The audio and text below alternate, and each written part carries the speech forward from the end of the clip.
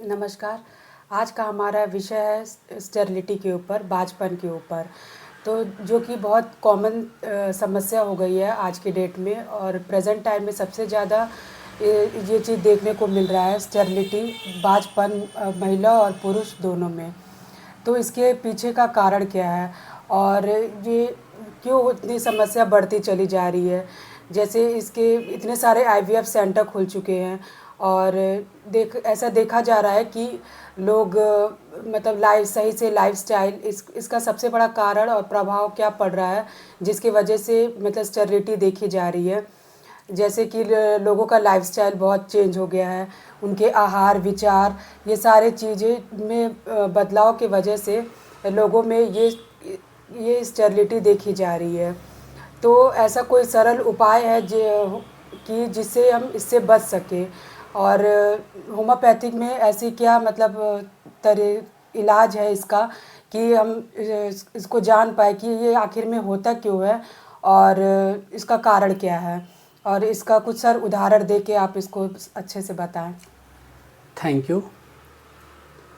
आज का विषय एक बहुत ज्वलंत विषय है और इसमें देखा जा रहा है कि मेल और फीमेल स्टेरिलिटी दोनों ही मतलब बड़े विभत्स रूप लेते चले जा रहे हैं। अच्छे खासे पेशेंट जो बार बार लोग आ रहे हैं, शादी हो गई है, 5 साल बीत गए, 10 साल बीत गए, 8 साल बीत गए और इस तरह की चीज़ें बनी हुई हैं। सबसे पहले स्टेरिलिटी को हम डिफ़ाइन कैसे करेंगे, मतलब कैसे हम बताएंगे कि अब ये केस स्टेरिलिटी का ही है। एक बहुत सिंपल है कि विवाह होने के 1 साल तक अगर दोनों कपल आपसी विचार से बिना किसी प्रिकॉशन लिए अगर एक साथ रह रहे हैं और 1 साल के अंदर अगर गर्भाधान नहीं हो रहा है, तो इसका मतलब है कि कहीं न कहीं कोई न कोई, चाहे वो मनोवैज्ञानिक कारण हो या शारीरिक कारण हो या किसी प्रकार की कोई एनामलीज हो बॉडी में, जो कि बाधक बन रही है गर्भधारण करने में। तो ऐसे केसेस को हम स्टेरिलिटी केस की संज्ञा देते हैं। सबसे बड़ी आजकल की जो समस्याएं हैं उसमें सबसे पहली समस्या है लाइफस्टाइल की। जो महिलाएं शुरू से ही, एक तो जो सबसे बड़ी चीज़ है, अज्ञानता बहुत बड़ा कारण है, क्योंकि जैसे ही प्यूबर्टल चेंजेस होते हैं तो लड़कियों में मेंस्ट्रुअल साइकिल का आना और इसके साथ जो बिहेवियर है, थॉट प्रोसेस है, उसमें चेंजेस आने लगते हैं और सेकेंडरी गोनाड्स डेवलप होने लगते हैं। अगर इन बिटवीन इनके भोजन, इनके रहन सहन, इनके पहनावा को अगर ध्यान में नहीं रखा जाएगा तो वो कहीं न कहीं हार्मोनल जो ग्रोथ है प्रॉपर तरीके से, उसको वो डेविएट कर देती हैं।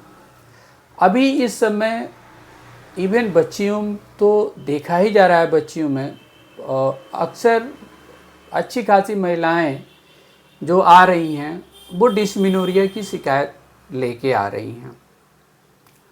डिस्मेनोरिया मतलब पेनफुल मेंस्ट्रुएशन। मेंस के समय में एक तो रेगुलर मेंस का ना आना, पीसीओडी एक कॉमन कॉज होता चला जा रहा है। और अगर पीसीओडी पे भी ध्यान देंगे तो प्रमुख कारण क्या है, वो है मानसिक सोच, फास्ट फूड और मॉडर्न लाइफ स्टाइल। चूँकि हम जैसे वस्त्र पहनते हैं, हम जिस तरह के आहार लेते हैं और जैसे विचारों का हम आदान प्रदान करते हैं, ठीक उसके प्रकार हमारे शरीर में एक परिवर्तन आने लगता है और वह परिवर्तन कहीं न कहीं हमारे इंडोक्राइन ग्लैंड्स, जो पिट्यूटरी ग्लैंड्स है, उसको प्रभावित करती है और जिसके कारण से जो तमाम जो गोनेडल हार्मोन्स हैं, गोनेडोट्रोपिक हार्मोन्स, चाहे वो FSH हो, चाहे वो LH हो, इवन जो एंड्रोजन हार्मोन्स हैं जिसमें एस्ट्रोजन, प्रोजेस्टेरॉन और टेस्टोस्टेरोन तीनों हार्मोन्स स्रावित होते हैं। बिकॉज एक बात समझना बहुत ज़रूरी है कि human is bisexual in nature. जो प्रोमिनेंट फॉर्म में होता है वो उसका डिनोशन मिल जाता है। अगर मेल कैरेक्टर प्रोमिनेंट हुए तो मेल हुआ, फीमेल कैरेक्टर प्रोमिनेंट हुए तो फीमेल हुआ।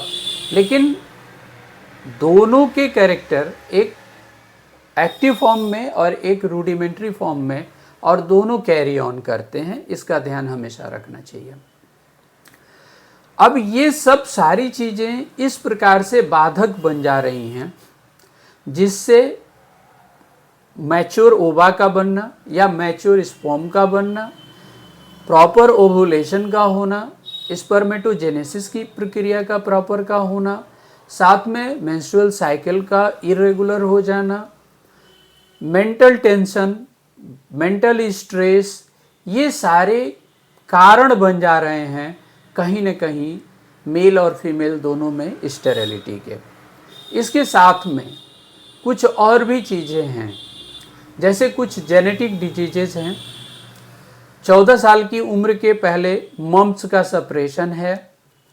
स्मॉल पॉक्स के सप्रेशन की अगर हिस्ट्री मिल रही है, या कुछ और भी इस तरह के कॉन्जेनिटल डिजीजेस हैं, ट्यूबरकुलोसिस है, ओबेसिटी है, क्रिटिनिज्म है, थायराइड का प्रॉब्लम है, इस तरह की तमाम सारी ऐसी चीज़ें हैं।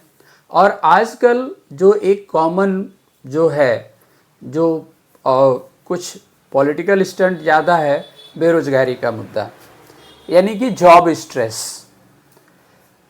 इतना ज़्यादा लोग स्ट्रेसफुल हो गए हैं कि क्या होगा, हमें जॉब नहीं मिलेगा, हम बेरोजगार हो गए हैं, महंगाई बढ़ती जा रही है। तो ये भी एक कारण, और ख़ास करके अभी जो शहरों, विशेष करके मेट्रोपॉलिटन सिटी में देखी जा रही है, जहाँ पे बोथ कपल, हस्बैंड और वाइफ दोनों ही जो है वर्किंग हैं, तो वहाँ पे क्या होता है कि आपसी सामंजस्य भी नहीं बन पा रहा है, और उसकी वजह से स्ट्रेस का लेवल बहुत हाई हो जाता है, और वो भी एक बहुत बड़ा कारण बना हुआ है। इन कोऑर्डिनेशन की वजह से स्टेरिलिटी डेवलप हो रही है। एक अदर कॉज भी है जिसमें हम कहते हैं मैरिटल हार्मोनी, जहाँ पे एज वेरिएशन बहुत ज़्यादा होना।